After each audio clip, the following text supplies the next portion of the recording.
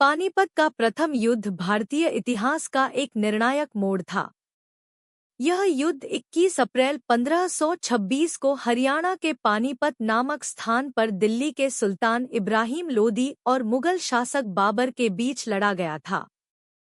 यह केवल दो शासकों की लड़ाई नहीं थी, बल्कि भारत में एक नए युग की शुरुआत थी। इब्राहिम लोदी दिल्ली सल्तनत का अंतिम सुल्तान था। वह बलबन वंश के लोदी वंश से था और अपने कठोर शासन के कारण कई अमीरों और रजवाड़ों में अलोकप्रिय हो गया था। इधर बाबर मध्य एशिया के फरगाना क्षेत्र का शासक था और काबुल पर भी उसका नियंत्रण था। वह तैमूर और चंगेज खान का वंशज था और भारत पर शासन की महत्वाकांक्षा रखता था।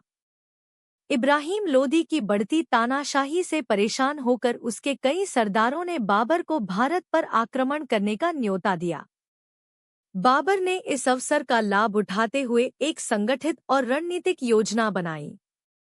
बाबर की सेना संख्या में इब्राहिम की सेना से काफी कम थी, केवल 12,000 सैनिक, जबकि इब्राहिम के पास लगभग 1 लाख सैनिक और 1,000 हाथी थे।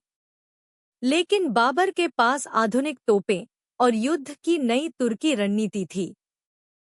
बाबर ने तुलुगमा प्रणाली और तोपों का प्रयोग कर युद्ध में बड़ी सफलता पाई। उसने अपने सैनिकों को छोटे-छोटे दलों में बांटकर तोपों की आड़ में इब्राहिम की भारी भरकम सेना को भ्रमित किया। युद्ध के दौरान बाबर की तोपों और घुड़सवार सैनिकों ने इब्राहिम की सेना पर जोरदार हमला बोला।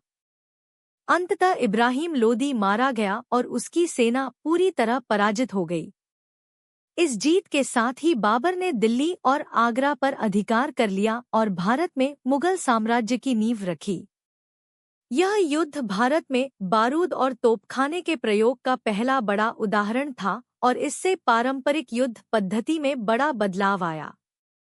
इस प्रकार पानीपत का प्रथम युद्ध भारत के इतिहास में केवल एक सैन्य विजय नहीं था, बल्कि एक नई राजनीतिक व्यवस्था और साम्राज्य की स्थापना का प्रतीक भी था, जिसने आने वाले 300 वर्षों तक देश की दिशा तय की।